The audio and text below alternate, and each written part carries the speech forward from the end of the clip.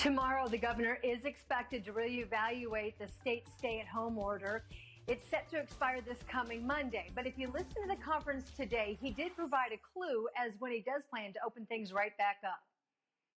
We've said all week long here in the state of Indiana that these next few days are very important to us. We want to see this trend hold. We want to see the numbers hold. We want to make sure our capacity is where it is and continues to improve, quite frankly.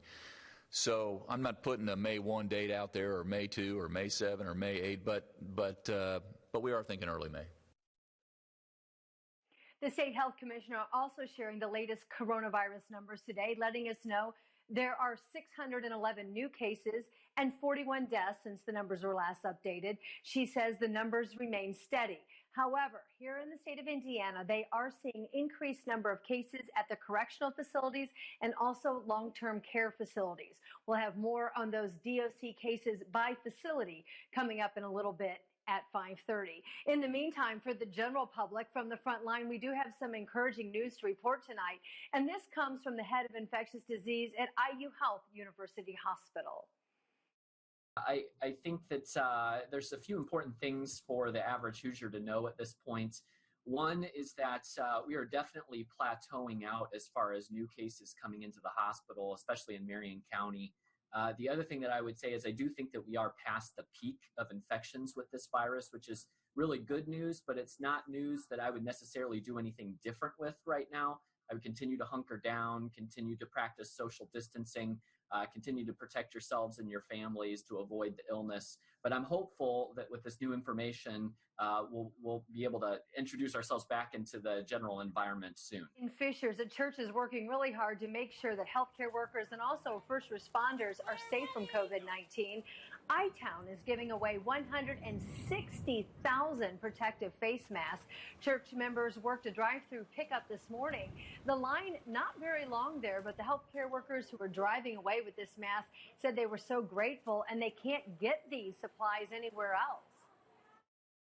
There's just not enough being made. There's not enough. We don't have access to enough. So, and this is 150. This is amazing. Like this will.